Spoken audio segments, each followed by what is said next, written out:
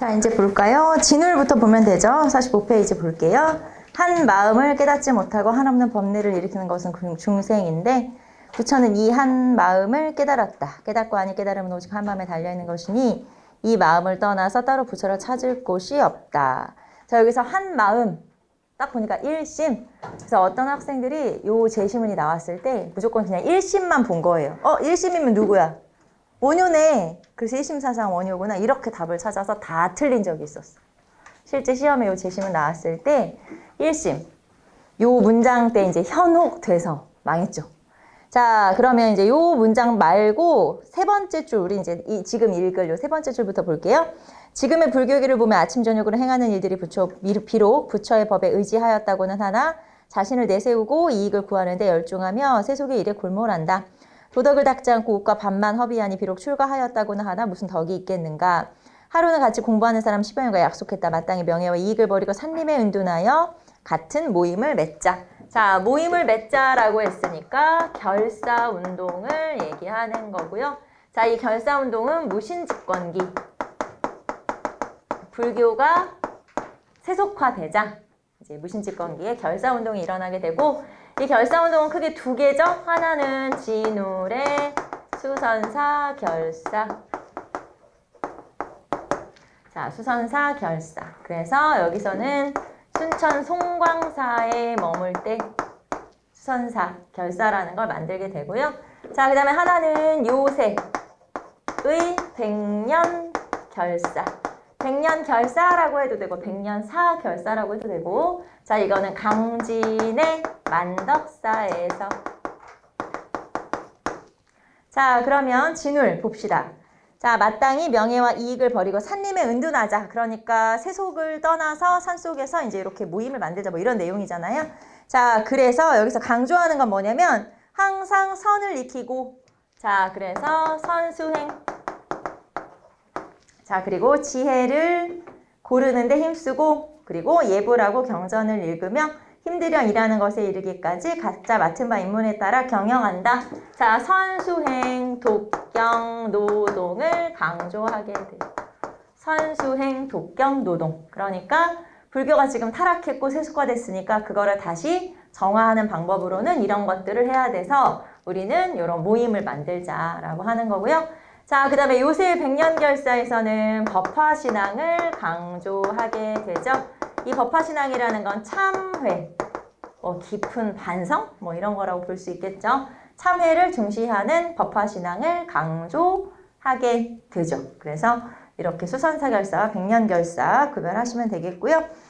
자, 그래서 여기서는 지금 진울 나와 있고, 자, 진울은 여기다 하나 더 써볼까요? 진울은 조계종, 창시.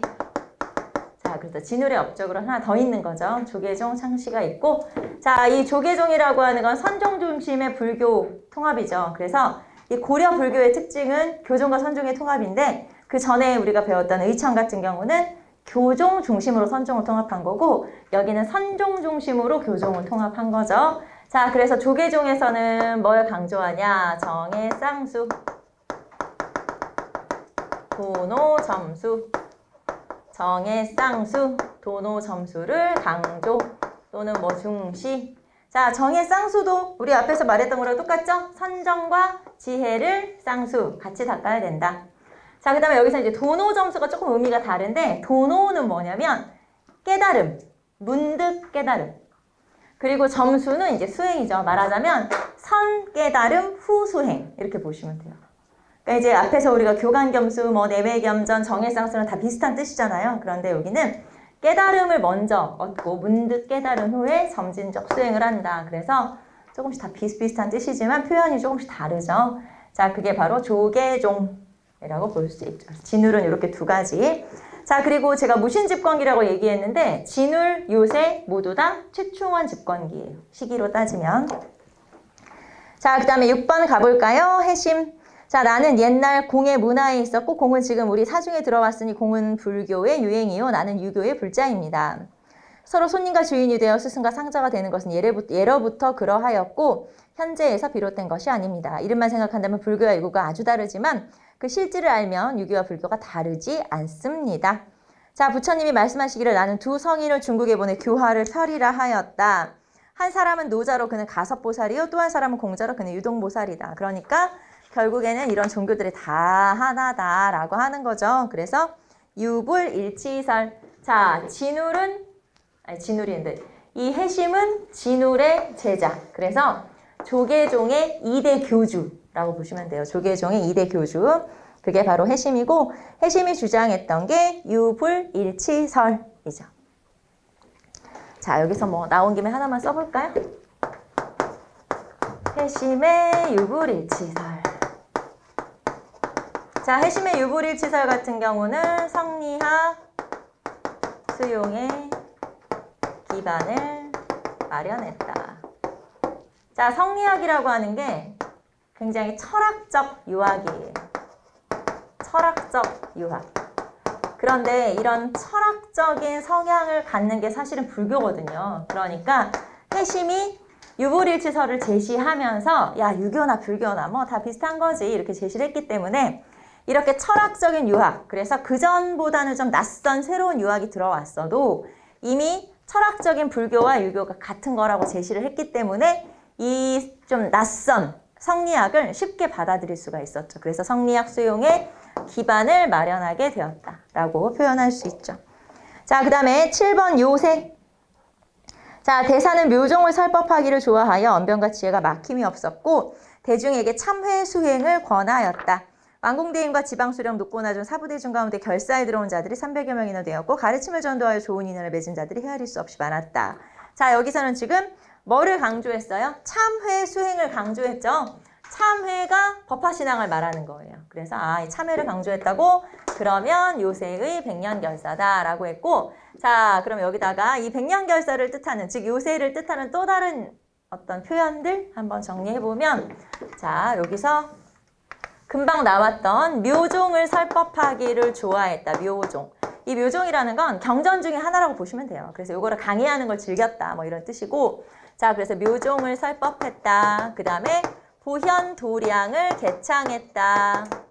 이런 표현이 나오기도 해요. 그러면 그냥 요새구나. 보현도량이라는 건 뭐냐면 보현보살을 중시하는 그런 절을, 그런 어떤 학설을 주장했다. 뭐 이런 뜻이에요. 보현보살이라는 건 왜 불교는 보살과 부처가 많잖아요. 다신교니까. 불교는 부처가 한 명이 아니에요. 우리가 알고 있는 뭐 석가모니, 고타마 시타라타만 있는 게 아니고 우리 뭐 앞에서 배웠던 미륵신앙도 있잖아요. 미륵불. 그쵸? 그 다음에 지장보살도 있고 보현보살도 있고 종류가 많아요. 그런데 그 중에서 이 보현보살을 중시하는 그런 절을, 그런 사상을 설파했다. 뭐 이런 뜻이에요. 그래서 보현도량을 개창했다라고 하고, 자, 그 다음에 요새는 천태종 계열이에요. 조계종 계열의 승려가 아닌 천태종 계통의 승려죠. 그리고 또 여기서 이런 것도 나와요. 정토종을 수용했다. 자, 그러면 정토종은 누구의 사상이었지? 원효의 사상이에요. 그래서 그 원효가 왜 그거 있죠? 나무아미탑을 외우면 누구나 극락할 수 있다. 그게 정토종이잖아요. 아미타 신앙. 그거를 받아들였죠. 왜냐면 백성들한테 전파하기가 좋잖아요. 그런 게. 공부 뭐 굳이 안 해도 돼 이런 거니까. 그래서 정토종을 수용하기도 했다. 자, 그래서 백년결사는 법화신앙, 참회, 그리고 뭐 정토종 이런 것들을 강조했었다라는 거 알 수가 있죠. 자, 그 다음에 8번 붕소지리설. 자, 숙종 때 김희재가 상소했다. 도성기에 이르기를 고려의 땅에 삼경이 있으니 송악은 중경, 목명량은 남경, 평양은 서경이 되니 36국이 조공을 바칠 것이다. 자, 고려에는 삼경이라고 하는 게 있었다. 그래서 개경. 자, 여기서 이제 송악은 개경이 되는 거죠. 그 다음에 서경은 평양. 그리고 동경은 경주. 자, 그런데 이 경주는 사실 그닥 중요성이 좀 떨어지잖아요. 그러니까 동경을 나중에 뭘로 바꿔? 남경이 지금의 서울, 한양이죠, 한양. 자, 그러면 남경을 설치했다. 요건 언제죠? 어느 왕 때? 요게 문종 때. 남경을 설치했다, 문종. 알겠죠? 남경 설치는 문종. 자, 그 다음에 여기 보시면 개경. 개경은 고려 수도잖아요. 길지설이 있으니까 여기다가 수로 정한 거고, 서경은 길지설이 있으니까 묘청에 수 옮기려고 했죠. 자, 그 다음에 한양, 남경이죠. 여기가 길지설이 있으니까 나중에 조선의 수도가 되는 거잖아요. 자, 그러면 요 삼경이라고 하는 건 전부 다 뭐와 관련이 있다? 풍수지리설과 관련이 있다라고 하는 거죠. 풍수지리설 관련.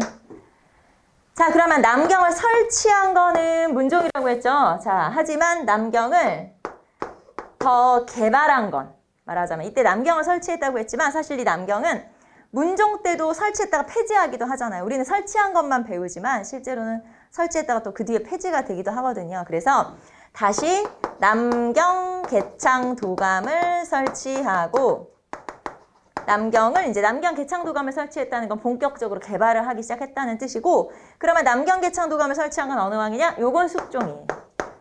자, 남경을 그냥 설치만 했지, 문종. 남경 개창도감을 설치했지, 그건 숙종. 조금 시기가 다르다라고 하는 거. 저 지금 여기는 숙종 때 사료가 나와 있잖아요. 요거는 남경 개창도감을 설치한 이제 그런 얘기들을 한꺼번에 하고 있는 거고요. 자, 그 다음에 두 번째, 태조 13년 천안부를 설치했다 전해지는 얘기로는 예방이라는 술사가 이곳은 삼국의 중심으로 다선용이 구수를 다루는 지세이므로 큰 관청을 설치하면 후백제가 스스로 항복할 것입니다. 라고 태조에게 아뢰니 태조가 산에 올라 주위를 살펴보고 부를 두었다고 한다. 그래서 여기서 알 수 있는 사상이 뭐냐라고 물어볼 수 있겠죠. 그러면 풍수지리설이라고 말하면 되고요. 자, 그 다음에 9번 봅시다. 자, 왕후가 석전, 경서, 천건을 바치고 흥왕사에 교장도감을 둘 것을 아래요. 석전을 요나라와 송나라에서 싸우게 하여 많기가 4,000건에 이르니 모두 간행하였다. 자, 보시면 왕후가 흥왕사에 교장도감을 두고 경전을 간행했다고 나와 있잖아요. 여기서 왕후는 의천이에요, 의천. 의천이 왕자 출신인 거 알죠? 왕의 문종의 넷째 아들이잖아요. 그러니까 왕씨인 거고, 원래 그러니까 승려 의천이 되기 전에 이름이 왕후였던 거죠. 그래서 여기서는 지금 의천이 뭐를 간행했다고요? 교장을 간행했다고. 자, 그런데 교장을 간행할 때 어디서 간행했다고? 여기 보시면 흥왕사에서 교장도감을 설치하고 간행했다라고 하는 거죠. 그래서 아마도 교장, 속장경이죠. 요거는 흥왕사에서 만들어서 보관을 했을 걸로 추측하는데, 전쟁이 나고 막 하면서 몽골이 쳐들어오고 하면서 이제 소실됐죠. 아시죠, 여러분? 속장경도 안 남아있는 거 소실됐어요. 몽골 침입 시기에 소실되었다. 몽골 침입 시기에 소실되고, 잠깐만. 껴가지고 죽을 뻔했네. 자, 그 다음에 두 번째, 옛날 현종 2년에 크게 발언하여 대장경의 판각을 맹서하자. 거란군이 스스로 물러갔습니다. 똑같은 대장경을 똑같이 앞뒤로 새기고 또 왕과 신하가 함께 발언한 것도 같으니 어찌 그때 거란병만 물러가고 이번에 몽골병은 그러하지 않겠습니까? 자, 그러니까 현종 2년에 만들었던 대장경은 뭘 말하는 거예요? 초조대장경을 말하는 거죠. 자, 그러면 초조대장경은 현종 때. 자, 그리고 이거는 거란 격퇴를 염원하면서, 기원하면서 만들었던 거고요. 자, 그 다음에 초조대장경은 만들어서 어디다 보관? 대구 부인사. 자, 그런데 대구 부인사에 보관하던 이게 언제 소실? 몽골이 쳐들어왔을 때? 네, 몽골 침입 시의 소실. 자, 몽골 침입 시의 소실. 몽골이 2차로 쳐들어왔을 때 여기까지 갔죠. 그래서 소실을 시키게 돼요.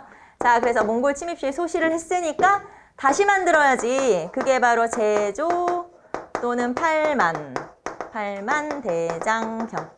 그래서 고종 때 만들게 되죠.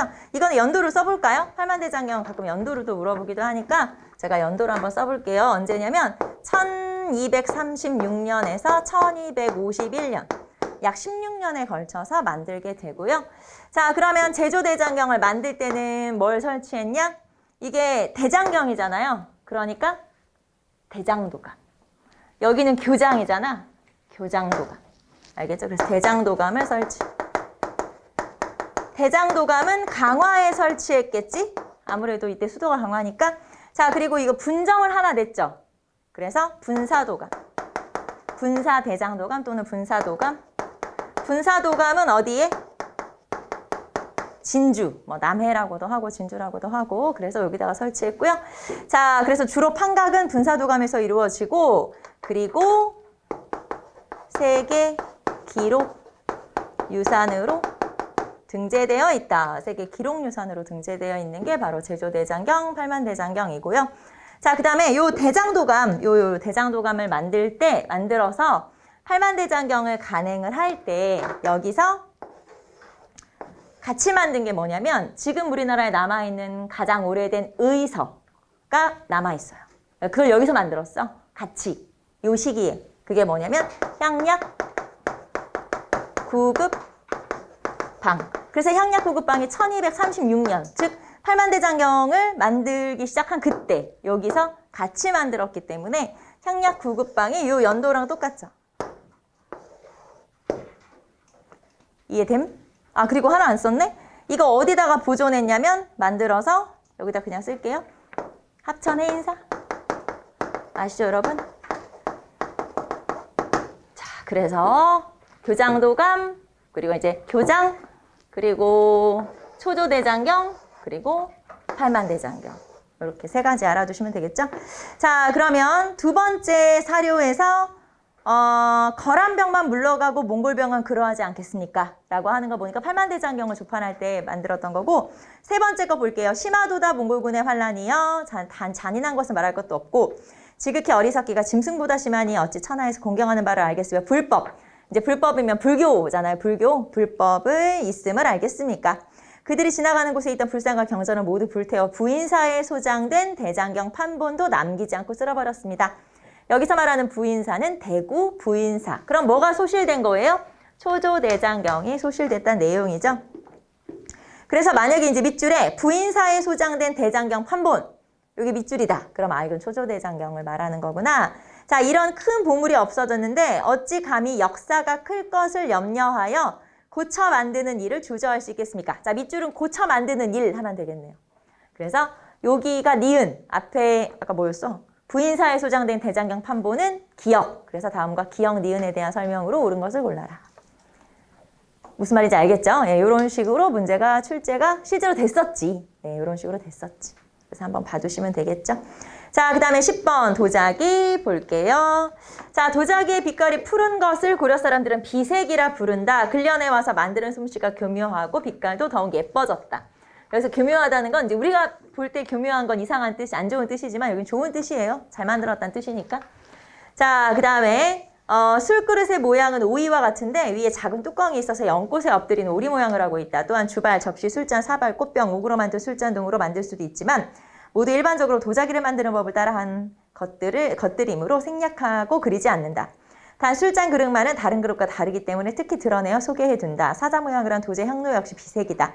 여러 그릇들 가운데 이 물건이 가장 정밀하고 뛰어나다. 자, 시험에는 이 문제를 이렇게 나왔어요. 자, 서긍이라는 인물의 밑줄을 치고 서긍이 만났을 것으로 추측되는 국왕의 재위기에 있었던 사실로 옳은 것을 골라라.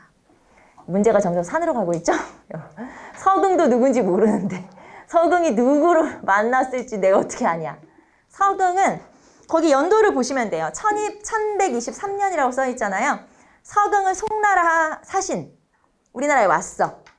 그래서 우리나라에서 이제 어떤 왕을 만났겠지? 아무튼 이 시기에 이 사람이 고려에 관한 책을 썼는데 그 책 제목이 고려도경이라는 책이고요. 이 책은 1권은 우리나라의 중요한 문화재라든가 또 이제 주로 여기 나오는 것처럼 이렇게 도자기를 이 사람이 굉장히 좀 감복했나 봐요. 뭐라고 하지? 감명을 받은 거야. 그래서 도자기에 관한 얘기를 많이 남기고 있고 뿐만 아니라 그 당시에 어떤 정치적 상황에 대해서도 설명을 하고 있어요. 그래서 그거 한 권이 있고 두 권은 남아있진 않아요. 근데 그림으로 그려놨어요. 이런 문화재들. 아까 여기서 그런 말 있잖아요. 뭐 그림으로 내가 이거는 그리려고 했는데 뭐 생략한다. 뭐 이런 표현이 있는 거 볼 때 1권은 설명이고 설명서고 2권은 그림책이야. 쉽게 말하면. 그런데 그림책은 남아있지 않고 설명서만 남아있는 거예요. 지금 현재. 그래서 지금 남아있는데 그러면 이 사람이 지금 1123년에 온 것을 보니 이때의 왕을 고르라는 얘기였어요. 지금 제가 얘기를 한 건. 그러면 1123년이면 우리가 배웠던 사건들 중에서 1126년에 이자겸의 난이 있었고 35년에 묘청에 난이 있었고 다 같은 시기에 왕인 거예요. 그래서 인종이에요. 인종. 아까 이자겸의 난, 묘청의 난 다 인종 때 있었던 사건이라고 했으니까 서경이 만났을 걸로 추측되는 왕은 인종이에요. 알겠죠? 그리고 정치적인 얘기도 하고 있기 때문에 지금 여기서는 도자기를 칭송하고 있지만 다른 사료에서는 인종전이 예종이거든요. 인종의 아버지가 예종인데 그 예종 때 도교를 장려하고 한 적이 있었어요. 보건궁을 설치하고 뭐 이런 얘기들도 이 고려 도경에서 다 소개하고 있어요. 그래서 이제 그런 내용들이 있다. 자, 어쨌든 서경이 그때쯤 사람이구나 라는 거 알 수가 있고, 자, 그 다음에 도자기에 푸른 것은 비색이다라고 했으니까 여기서 이제 고려 청자를 굉장히 예쁘게 좋게 표현을 하고 있고요. 실제로 정말 신기하게 여기서 지금 뭐 사자 모양의 뭐가 있고 향로가 있고 뭐 이렇게 설명하고 있잖아요. 이거 박물관에 가면 진짜 있어. 그래서 그림은 없어졌다고 했지만 실제로 이거 박물관 가면 있습니다. 너무 신기해. 이걸 딱 보면은 딱 요거야. 이거네? 내 박물관에 있어. 국립중앙박물관에 있었던 거? 아무튼 어디 있어. 그래서 너무 신기하더라고요. 자, 어쨌든 고려 청자라고 볼 수가 있죠. 청자는 주로 11세기에는 주로 비색의 청자. 그래서 비색을 가진 또 청자가 유행을 하고요. 그러니까 순청자, 무늬 없는. 그 다음에 12세기 중엽부터 13세기 중엽까지는 상감청자. 요 상감청자라고 하는 요거는 고려 독자적인 거 알죠? 즉 중국에는 없고 우리나라만 있다. 무늬가 막 들어있는 청자 말하는 거고 그냥 청자, 그냥 비색, 무늬 없는 요거는 중국에도 있고 우리도 있고. 자, 그러다가 원간섭기를 거치면서 이 비색의 청자가 쇠퇴해요. 크기도 그러니까 모양도 좀 안 이뻐지고 무늬도 탁해지죠. 당연히 색깔도 탁해지고. 그래서 14세기로 넘어가면 분청사기, 14세기에서 15세기까지는 분청사기가 유행을 하게 되는데 요 14에서 15세기면 여말선초라고 보시면 돼요. 자, 여말선초가 뭘까요? 고려말, 조선초. 네, 그래서 여말선초에 이런 분청사기가 유행을 하게 되죠. 그래서 도자기 순서, 여기는 지금 도자기만 나와 있지만 한번 정리해봤고요. 자, 이제 근세. 근세는 조선전기로 넘어가 보도록 할까요? 자, 근세사회의 발전 봅시다. 자, 정도전의 정치사상. 자, 태조 이성계 때 나라를 세우는 데 기여한 한 명은 아들 이방원, 한 명은 신하 정도전. 그래서 태조 때는 이 정도전에 대해서 좀 알아두시면 되겠죠. 정도전에서는 저서가 중요하니까 저서 한번 체크해 보시고, 자, 봅시다. 임금의 자질에는 어리석은 자질도 있고 현명한 자질도 있으며 강력한 자질도 있고 유약한 자질도 있어서 한결같지 않으며 임금의 아름다운 점을 순종하고 나쁜 점을 바로잡으며 옳은 일은 받들고 옳지 않은 것은 막아서 임금으로 하여금 가장 올바른 경지에 들게 해야 한다. 자, 임금이라고 하는 사람은 세습이 되기 때문에 이 사람이 막 왕이 됐어요. 또는 세자가 됐어. 이 사람이 세종대왕처럼 성군이 될지 연산군 같은 폭군이 될지 알 수가 없다. 그쵸? 이거 돼봐야 아는 거 아니에요? 왕이 돼봐야. 시간이 지나봐야 본색을 드러내기 때문에 알 수가 있어서 왕한테 너무 많은 권한을 주면 안 돼. 왜냐면 왕이 막 들쑥날쑥 하잖아. 막 세종대왕 같을 때도 있고 막 연산군 같을 때도 있으니까 너무 간극이 크잖아요. 그래서 너무 많은 권한을 왕한테 주면 안 되니까 재상에게 권한을 줘야 된다. 재상 중심의 정치를 강조하고 있어요. 쉽게 말하면 재상은 누구냐? 영의정, 좌의정, 우의정, 재상이죠. 그래서 이런 정승들에게 권한을 주면 이 사람들은 공부해서 과거 합격, 능력 인정받아서 벼슬 올라가서 재상까지 간 사람이니까 기본은 하잖아. 최소한. 기본을 하겠죠?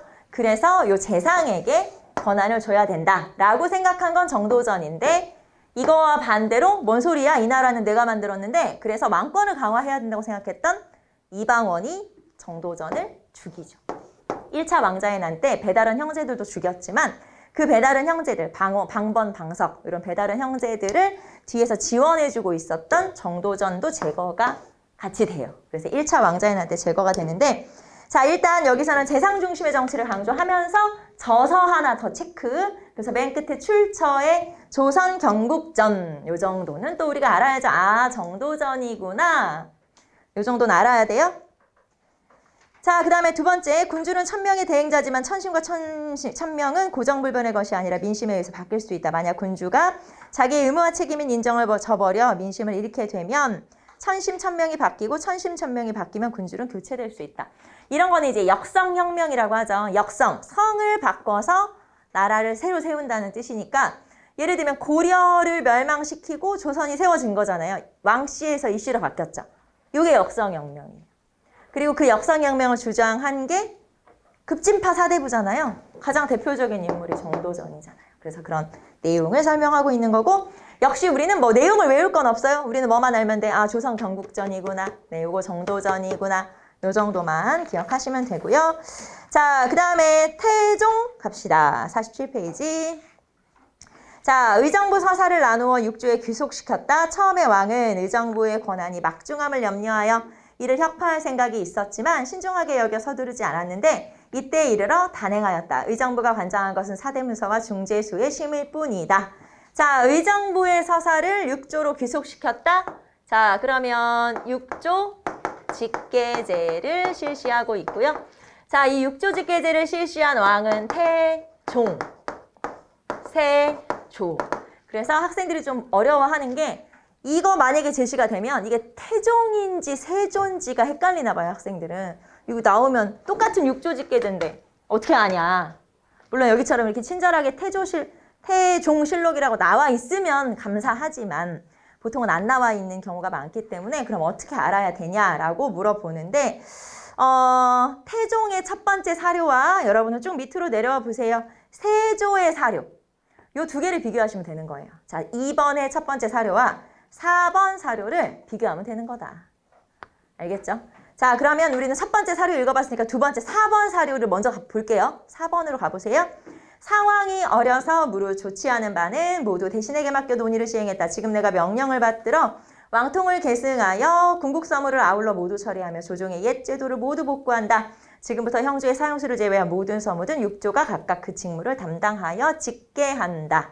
자, 첫 번째 태종 첫 번째 사료와 4번 세조 사료를 비교해 놓으시면 되는데 위에 거랑 아래 거랑 둘 다 6조 직계제지만 첫 번째 거는 태종. 그러니까 태종 사료는 사실 어느 왕인지 잘 모르겠죠. 그냥 6조 직계제를 말하는 거구나는 알 수 있지만 4번 사료를 보면 세조임을 알 수 있죠. 그쵸? 자, 4번 사료 다시 볼게요. 상황이, 그러니까 세조 전의 왕이 너무 어려서 좋지 않은 바가 다 문제가 있었다. 그러면 상황이 어리다. 여기서 상황은 누굴까요? 단종을 말하는 거죠. 그래서 단종이 너무 어리지. 12살에 왕이 됐고 17살에 이제 쫓겨났으니까 17살에 죽었으니까 쫓겨난 게 아니라. 자, 그러면 상황이 어려서 좋지 않은 바는 대신에게 맡겨 논의했다. 그래서 대신 중심의 정치가 이루어졌죠. 자, 그래서 지금 내가 명을 받아 왕통을 계승하였다. 시험에는 여기 라는 단어의 밑줄. 그래서 내가 누구냐. 요 내라는 사람이 즉위했을 때의 왕의 업적을 골라라. 그러면 세조 찾으라는 거죠, 당연히. 그런 식의 문제 많이 나와요. 자, 그 다음에 지금부터 형조의 사형수를 제외한 모든 서무는 6조가 각각 그 직무를 담당하여 직계한다. 6조 직계제를 여기서 표현하고 있고요. 자, 그래서 여러분이 태종 첫 번째 사료하고 그 다음에 세조의 사료 요 두 개를 비교해 보시면 되는데, 그러니까 태종의 사료는 태종인지는 잘 모르겠지만 태종이야. 알겠죠? 하지만 세조의 사료는 상황 어쩌고저쩌고 나와 있으니까 이거는 세조구나 라는 걸 확실히 알 수 있죠. 그래서 요 두 개의 사료가 6조 직계제 사료인데 비교할 수 있으면 돼요, 우리는. 골라낼 수 있어야 돼요, 여러분. 네, 두 개 골라낼 수 있으면 된다 라고 하는 거고, 자, 그 다음에 6조 직계제라고 하는 걸 실시한 이유는 둘 다 왕권을 강화하려고 한 거죠. 그래서 6조 직계제는 왕권, 여기다 씁시다. 왕권 강화. 자, 그러면 6조 직계제 말고 좀 비슷한데 다른 형식을 띄었던 게 의정부 서사제인 거죠. 의정부 서사제.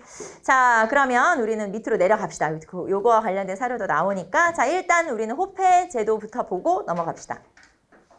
자, 남자 장정으로 16세 이상이면 호패를 가지고 다닌다. 동반, 서반. 동반, 서반은 문반, 무반을 말하는 거예요. 문반, 무반 및 내관, 이품 이상의 자는 아패. 요 아가 상아 혹시 뭔지 알아요? 상아? 들어봤어? 상아가 뭐냐면 코끼리 뿔. 그래서 상아가 약간 보석은 아닌데 약간 귀한 재료예요. 그걸 가지고 호패를 만들었다고 하니까 이제 높은 사람들은 재료를 좋고 귀한 거 썼다 그 말이겠죠. 아패를 가지고 다니고 상품 이상 및 3의사로서 잡과에 합격한 사람은 각패. 각패는 뿔이겠죠. 뿔. 소뿔 같은 걸로 만든 뭐 그런 거겠죠. 그래서 각패를 가지고 다니면 그 다음에 이제 노비로 쭉 내려와봐. 뭘로 만들겠어 호패를? 나무로 만들겠지 뭐. 그치? 자, 그래서 서울은 한 성부, 지방은 각 해당 관청에서 발급한다. 그러니까 호패를 만든다. 그래서 주민등록증인데 이 호패에는 이 사람의 어떤 인적사항이나 이런 거, 우리 주민등록증에 사진도 있고 하잖아요. 그런 것처럼 이렇게 인적사항이나 지금 주민등록증에 뭐 있어? 주소. 그 다음에 전화번호도 있어? 없나? 기억이 안 나잖아. 나 이 주민등록증 내가 본 일이 별로 없잖아. 가지고는 다녀. 어디 갈 때 가끔 주민등록증을 출입증이랑 바꿔야 되는 경우가 있어서 주민등록증 가지고 다니는데 주민등록증에 전화번호는 안 써있나? 아, 써있는 것 같은데? 이 사람들 봐라. 써있지 않나? 진짜야? 확인해본다 좀 이따가. 내 가방 안에 있어. 주민등록증. 전화번호 없다고? 그래? 기억이 안 나네. 주소는 있지 확실하게. 주소, 사진. 그리고 뒤에 뭐 있어? 지문? 아, 지문도 있겠구나. 지문. 하고 또 뭐 써있어? 기억이 안 나지? 나도 기억이 안 난다. 그러니까 전화번호 없다고? 아, 있는 것 같은데? 자, 어쨌든 여기 보면은 자, 호패. 그래서 여러분이 이제 기억해야 될 건 호패가 어느 왕이냐? 태종. 자, 그리고 하나 더 기억해야 되는 건 그럼 호패는 노비도 발급을 받는다? 맞죠? 그래서 호패는 누가 발급을 받을 수 있냐? 여기다 쓸게요. 호패는 16세 이상의 모든 남자. 그러니까 16세 이상이면 성인 남자죠. 모든 성인 남자. 자, 모든이 들어가니까 모든에는 노비도 들어가요. 노비도 들어가요. 그래서 보통은 뭐 노비는 아닌 거 아니야? 아니고 노비도 호패. 발급을 당연히 받죠. 자, 그래서 호패제도. 자, 그 다음에 3번 봅시다. 요게 이제 그리고 금방 우리가 요거 보고 의정부 서사제 사료니까 자, 육조직계제를 시행한 이후에 일에 크고 작음이나 가볍고 무거움 없이 모두 육조에 붙여져 의정부와 관련을 맺지 않고 의정부의 관여사항은 오직 사형수에 논결하는 일뿐이다. 그러므로 옛날에 재상에게 위임하던 뜻과 어긋남이 있고 자, 육조는 각기 모든 직무를 먼저 의정부에 품위하고 의정부는 가부를 헤아린 뒤에 왕에게 아뢰어 전지를 받아 육조에 내려보내 시행한다.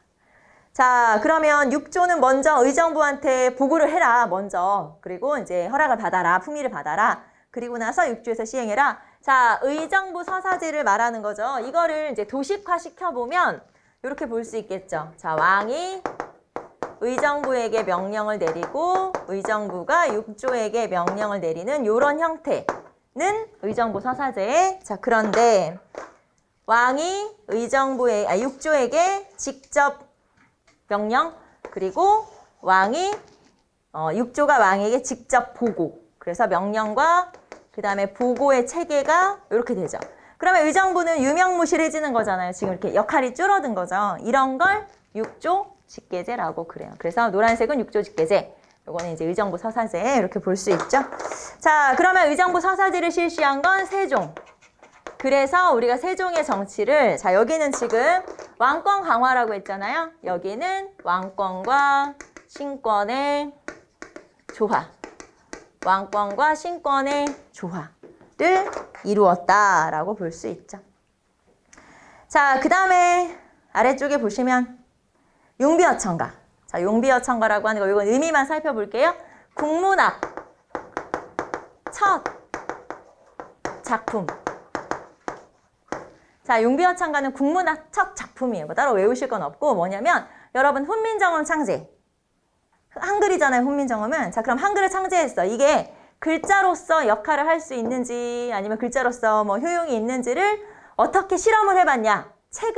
글을 지어보면 되죠. 쉽게 말하면 문장을 지어보면은 아, 이게 쓸만하구나라는 거 알 수 있잖아요. 그렇게 해서 첫 번째 지은 책, 그게 용비어천가. 그래서 용비어천가에 여기 보시면 해동의 여선용이 나르시여서 이 육룡이 나르샤라는 그 표현이잖아요. 여기 다 나온 거고 그 다음에 뭐 그런 거 있죠. 뭐 샘이 깊은 물은 뭐 마르지 않고 뿌리 깊은 나무는 흔들리지 않고 뭐 이런 표현들 있죠. 다 여기 나온 거예요. 용비어천가. 그래서 아, 용비어천가 그런 거구나. 자, 여기서 육룡이라는 건 누구를 말하냐면 태종, 그리고 태조 이성계의 위의 조상들. 그러니까 한 그러니까 뭐 고조, 증조, 조부 뭐 이런 사람들 있잖아요. 그래서 조상들 몇 명, 그리고 이성계, 태종 여기까지가 용용이에요. 그래서 조선이라는 나라가 세워질 수밖에 없었던 게 이성계의 집안이 장난 아니거든. 약간 이런 내용이에요. 이성계의 집안을 이렇게 이제 잘 뭐라고 할까요? 찬양하는 뭐 이런 표현이죠. 자, 그래서 용비어천가 한번 봤고, 자, 5번으로 내려갈까요, 우리는? 자, 우리 조종의 심오하신 인덕과 크고 아름다운 규범이 훌륭한 전장에 퍼져 있으니 또 한 번 내린 교지가 있어 법이 아름답지 않은 것은 아니지만 관리들이 재주가 없고 어리석어 제대로 받들어 행하지 못한다. 천지가 광대하여 만물이 덮여있고 실려있지 않은 것은 없으며 사시의 운행으로 만물이 생육되지 않은 것이 없으며 성인이 제도를 만드심에 만물이 기쁘게 보이지 않는 것이 없으니 진실로 성인이 제도를 만드심은 천지사시와 같은 것이다. 이제 손익을 헤아리고 회통할 것을 산정하여 만대의 성법을 만들고자 한다. 자, 여기서 이제 핵심은 맨 마지막 문장이죠. 만대의 성법을 만들었다. 그러니까 우리가 좀 법이 필요했는데 문물 제도를 이제 정비할 법이 좀 필요했는데 야 드디어 그거 만든 거 아니야. 이런 뜻이죠. 그래서 만대의 성법을 만들었다. 자, 그럼 여기서 말하는 만대의 성법은 경국대전이겠죠. 자, 그러면 경국대전은 언제부터 만들기 시작했어요? 세조에서부터 성종 때까지 완성됐죠. 자, 그래서 반포는 성종 때 한 거죠. 그러면 이 경국대전이라는 건 육전 체제로 되어 있잖아요. 이호, 예병형, 공전 6권으로 되어 있고 세조 때 이미 호전과 형전이 완성됐어요. 자, 6권짜리라고 했지? 그 중에서 호전과 형전 2개는 이미 완성이 됐고요. 자, 그 다음에 경국대전이 완성됐다라는 건 어떤 의미가 있냐면 문물제도 정비가 완성되었다. 문물제도가 완비되었다. 또는 문물제도의 정비가 완성되었다. 그러니까 그냥 헌법 같은 거다. 이렇게 생각하시면 돼요. 그게 바로 경국대전이죠. 자, 그래서 경국대전의 서문 체크 한번 해봤고요. 자, 그 다음에 언관 봅시다. 자, 사원부는 비록 같은 언관이지만 책임은 달라. 규차를 맡아 백관의 비리를 다스린다. 자, 규차를 맡아 백관의 비리를 다스린다. 자, 관리감찰기구 사헌부임을 알 수 있고요. 자, 임금에게 잘못이 있으면 사간원이 글을 올려 아뢰고 신하가 법을 어기면 사헌부가 상소하여 탄핵한다. 자, 그래서 요 3개를 3사라고 하는데 자, 그러면 3사 중에서 여기 2개 사헌부 사간원만 따로 뭐라고 하죠? 자, 사헌부 사간원 홍문관 요 3개를 3사라고 하잖아요. 자, 그리고 사헌부와 사간원을 따로 뭐라고 해? 양사. 다른 말로 대간. 그래서 서경, 간쟁, 공박의 기능을 갖죠. 자, 그러면 사헌부는 언제 만들어졌냐? 사헌부는 조선 초에 만들어졌어요. 그래서 조선 초라고 그냥 쓸게요. 그 다음에 사간원은 태종대, 홍문관은 성종대. 그러니까 결국에 3사가 모두 만들어지려면 성종 이후는 돼야 되겠죠. 홍문관이 만들어져야 되니까 조선 건국 초부터 3사가 있었던 게 아니고 성종 이후부터 3사가 있었다. 그리고 이 중에서 사헌부와 사간원 2개를 양사, 대간이라고 하고 자, 특히 서경은 오품, 이하, 관원, 임명시, 동의권을 행사한다. 자, 여기서 오품 이하라고 지금 쓴 거는 고려의 서경은 모든. 하지만 조선은 오품 이하. 다르거든요. 똑같이 서경권이라고 해요. 그런데 다르다. 그리고 여기다가도 쓸까요? 아니, 이렇게 써볼까? 자, 고려의 서경은 모든 관원. 그 다음에 고려의 대간은 중서문화상의 낭사와 어사대. 자, 요거는 고려시대를 비교해 놓은 거예요. 무슨 말인지 알겠죠? 고려에도 대간이 있어. 그런데 고려의 대간은 사헌부 사관은 아니고 낭사와 어사대. 자, 고려에도 서경권이 있어. 그런데 고려의 서경권은 모든 관원의 임명시 동의권. 그래서 똑같은 서경권, 똑같은 대간이지만 고려와 조선이 다르다. 알겠죠? 지금 그거를 표현한 거예요. 여러분 그렇게 알아두시고. 자, 그 다음에 7번 대관도 마찬가지죠. 자, 대관은 마땅히 위험과 명망이 우선되어야 하며 탄핵은 뒤에 하여야 한다. 왜냐하면 위험과 명망이 있는 자는 비록 종일통일 말하지 않더라도 사람들이 스스로 두려워 걱정할 것이요 이것이 없는 자는 날마다 수많은 글을 올린다 하더라도 사람들이 더 두려워하지 않기 때문이다. 되게 강의한 뜻과 정직한 치조가 본래 사람들에게 알려지지 못한 채 한갓 탄핵만으로 여러 신하들을 두렵게 하고 밖을 깨끗이 하려 한다면 기강은 떨치지 못하고 원망하고 비방이 먼저 일어날까 두렵다. 천하의 득실과 백성들을 이해하고 사직의 모든 일을 간섭하고 직책에 매이지 않는 것은 홀로 재상만이 할 수 있으며 간관이 말할 수 있을 뿐이니 간관의 지위는 낮지만 직무는 재상과 대등하다. 자, 사헌부의 관리를 대관, 사관원의 관리를 간관, 합치면 대관. 그래서 여기서 지금 대관이라고 나와 있는 건 사헌부의 관리. 아까 탄핵은 나중에 해야 된다라고 표현이 나오잖아요.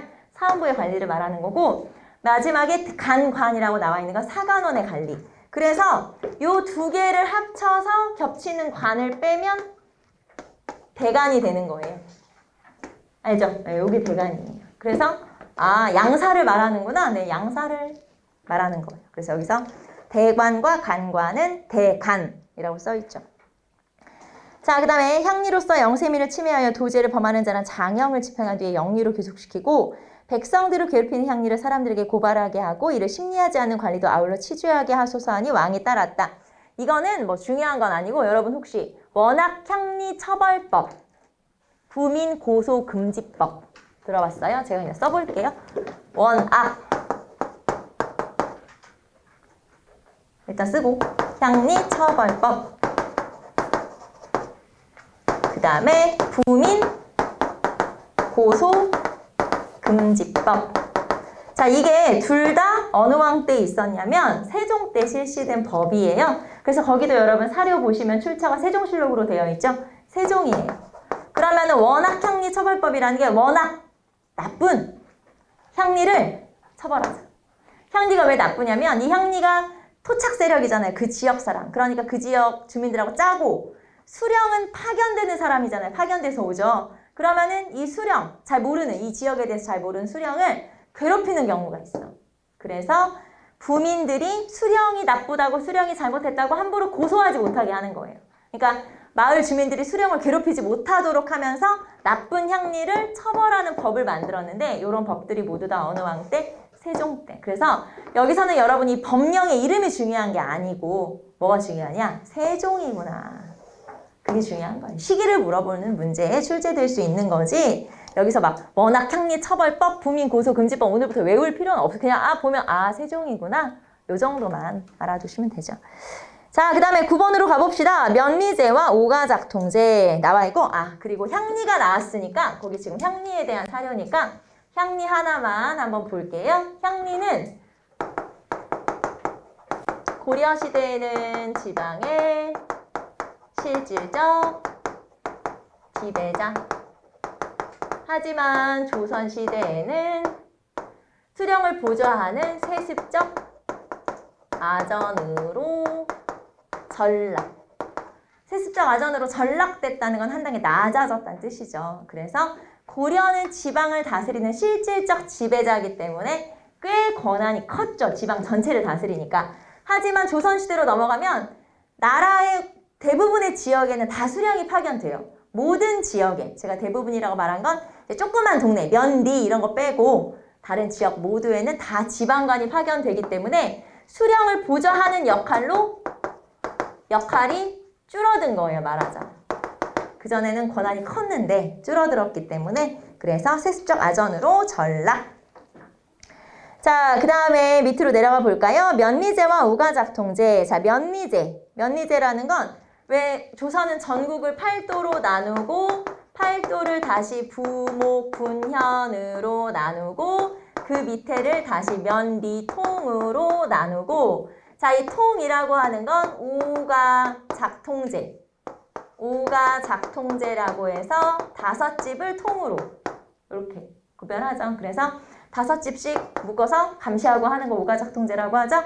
자, 그래서 전국은 8도. 크기에 따라서 부목, 분현, 그리고 그 밑에 면리통, 그리고 통은 오가.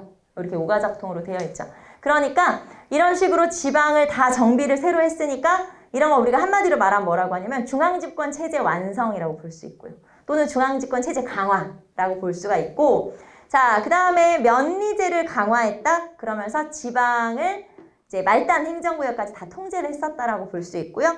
자, 그 다음에 두 번째 오가작통법 봅시다. 무릇 민호는 그 이웃에 따라 가구의 다과나 재력의 빈부를 막론하고 오가마다 일통을 삼는다. 그래서 오가작통제라고 하고요.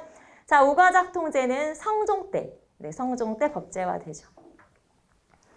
자, 그 다음에 유향소는 지방의 자치조직이죠.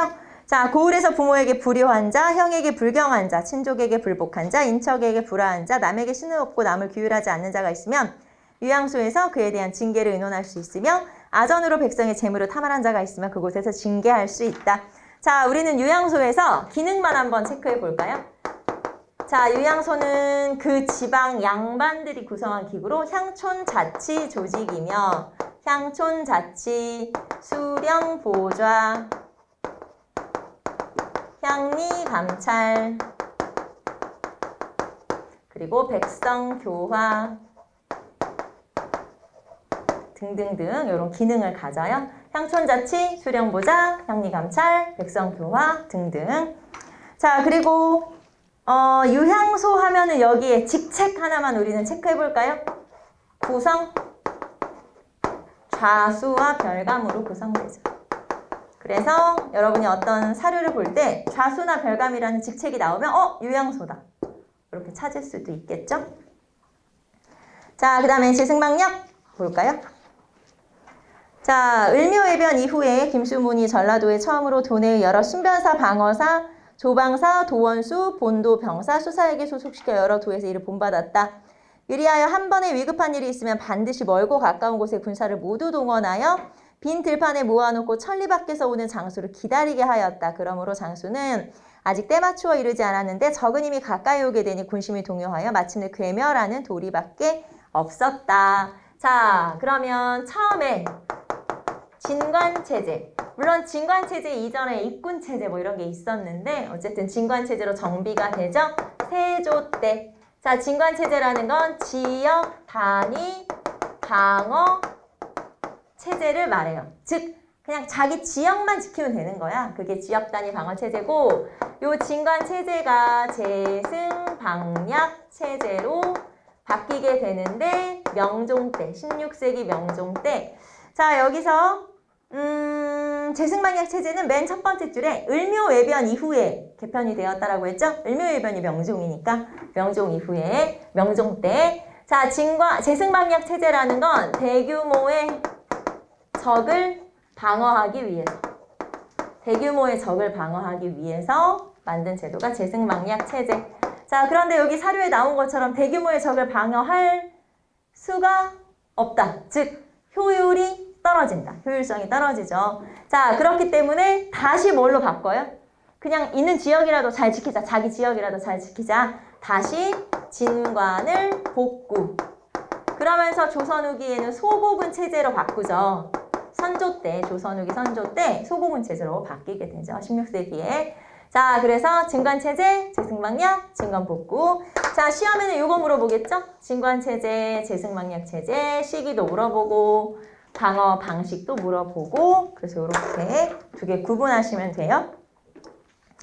자, 그 다음에 과거 응시 제한. 자, 과거는 죄를 범하여 영구히 임용할 수 없게 된 자, 탐관우리의 아들, 재가하거나 부정한 행위를 한 부녀의 아들과 손자, 서얼 자손은 그 대상이 되지 못한다. 자, 정확히 말하면 과거라기보다는 뭐라고 하는 게 더 정확할까요? 문과. 문과라고 하는 게 정확하겠죠? 문과 응시 금지가 경국대전에 법으로 나와 있는데, 자, 여기서 반역한 자, 그 다음에 탐관우리의 아들, 그리고 재가한 여자의 아들과 손자, 재가녀의 아들과 손자, 그리고 서얼. 이 사람들은 뭐가 안 돼? 문과 응시가 안 되는 거죠. 문과 응시가 금지되어 있다라고 하는 거고요. 자, 그 다음에 여진과의 관계. 자, 여진과의 관계. 옛 땅을 되찾기로 하였다. 소다로의 땅이 넓고 기름지며 적들이 오가는 요충지이기 때문에 옛 터전 북쪽인 회질가에 성을 설치했다. 남도 백성을 이주시켜 채워 부를 옮기고 판관과 토관을 두었다. 자, 여기에서는 이걸 말하는 거죠. 사군과 육진을 설치했는데, 자, 사군과 육진을 설치한 건 어느 왕 때? 세종 때. 그래서 거기 세종실록이라고 또 나와 있죠. 세종실록 지리지였었죠? 출처가. 자, 그러면서 이 사군 육진을 설치했죠. 그럼 사군 육진은 누구를 쫓아내고 누구를 축출하고 설치? 여진. 여진족을 축출하고 설치한 거고, 자, 그러면 사군 육지를 설치하고 나서 이 지역을 비워두면 아무 소용이 없잖아요. 여진이 또 들어와 살 거니까. 그래서 3인 정책을 실시해요. 그리고 토관 제도를 실시하고, 그리고 인유 지역으로 설치를 해서, 인유 지역으로 지정을 해서 세금을 서울로 보내지 않죠. 자, 3인, 백성을 이사시킨다. 그래서 여기 지금 사료에 뭐라고 되어 있냐면 남도 백성을 이주시킨다. 즉 전라도, 충청도, 경상도 이런 지역을 삼남지방이라고 그래요. 우리나라 지도에서 아래쪽 동네, 세 동네, 충청, 전라, 경상을 말하는데 그 지역의 백성들을 이사시키는 거예요. 백성을 이사시킨다. 자, 그 다음에 토관은 토착민에게 간직을 주는 거예요. 자, 말하자면 우리나라는 자기의 출신지의 수령으로 파견되지 못하게 돼 있어요. 여러분 혹시 상피제라고 기억나요? 상피제? 나랑 관련 있는 지역에 내가 수령으로 관찰사로 파견되지 못하게 되어 있어요. 그런데 요 지역은, 사군육진을 설치한 요 지역은 그래, 너네는 괜찮아. 왜냐면 전혀 이 지역에 대해서 모르는 사람이 오는 것보다 이 지역에 우선 잘 아는 사람이 다스리는 게 낫다. 그래서 토관이라는 걸 설치한 거죠. 자, 그 다음에 인유는 이 지역에서는 세금을 걷지만 서울로 운반하진 않아요. 우리 돈인데 서울로 보내진 않는다. 그러니까 여기서 그냥 써라. 이 지역에서 써라. 그래서 그런 걸 인유지역이라고 하고, 사군 육진 같은 경우는 제가 지도를 이렇게 그린다면은 여기가 백두산이고, 여기가 압록, 여기가 두만. 그래서 사군 육진은 요 아래쪽이 사군, 요 위쪽이 육진. 그래서 사군 육진을 통해서 평안도하고 함경도가 새로 생긴 거예요. 쉽게 말하면. 늘어난 거지. 평안도, 함경도가. 그래서 이렇게 사군 육진. 자, 그래서 이거는 어느 왕이냐? 사실 이게 가장 중요하죠? 어느 왕이냐면 세종이겠죠. 자, 그 다음에 14번. 일본과의 관계. 대마도의 그롤에 답서를 보내기를 상선이 정박하는 장소는 과거에 지정되어 있던 네이프와 부산포 이외에 울산의 연포도 무역을 허가하기로 했으니 그리할라. 자, 무역을 허가해줄게. 항구를 3개 열었어. 자, 그러면 이걸 뭐라고 하냐? 삼포개항이라고 하죠. 자, 그러면 여러분 삼포는 어디예요? 일단 삼포를 개항했어. 세종 때. 삼포는 부산포, 연포, 제포, 부산, 울산, 여기는 진해. 근데 진해는 행정구역이 지금은 창원시로 통합이 돼가지고 창원시 진해구가 됐어요. 그래서 그냥 우리는 그냥 진해. 우리는 그냥 진해라고 표현하지만 원래는 진해가 아마 시였을 텐데 없어졌어. 군이 그냥 통합이 돼버렸지. 그리고 그 다음 사료. 자, 여기서 중요한 건 요 부산 연포 제포가 아니에요. 세종. 네, 제일 중요한 건 세종. 자, 왕은 이루노라. 무역만 일삼는 것은 성현이 경계하는 바이나 죄를 성토하기 위해서 군사를 일으키는 것은 부득이 한 일이다. 내가 오히려 죄악을 용서하여 굶주린 것도 도와주었으며 통상도 허락하는 등 무릇 그들이 요구하는 것을 다 들어주어 함께 살기를 기대했는데 지금 왜구가 마음대로 탐욕과 해독을 부려 백성을 사륙하고 스스로 재앙을 부르니 그래도 이 정벌하지 않는다면 나라에 사람이 있다고 하겠는가. 자, 지금 농사철을 맞아 장수에게 명하고 군사를 내어 죄악을 치는 것은 어쩔 수가 없다. 그래서 대마도 정벌 교서를 내리게 된 거죠. 그리고 이 쓰시마 섬을 정벌한 것도 역시 어느 왕 때? 세종. 그쵸, 세종. 자, 그 다음에 15번까지 볼게요. 여기만. 자, 김종직은 경상도 사람이다. 학문이 뛰어나고 문장을 잘 지으며 가르치기를 즐겼다. 그에게 배워 과거에 급제한 사람이 많았다. 경상도 선비로 조정에 벼슬하는 사람들은 그를 우두머리로 모셨다. 스승은 제자를 칭찬하고 제자는 스승을 칭찬하는 정도가 지나쳤다. 조정에 새로 진출한 무리는 그런 것을 깨닫지 못하고 함께 어울리는 자가 많았다. 그때 사람들이 이리 비판하여 경상도 선배무리라고 하였다. 경상도 선배무리라고 지금 여러분 교재에 써있지만 또 어떤 책에는 경상도 선비무리라고 되어 있어요.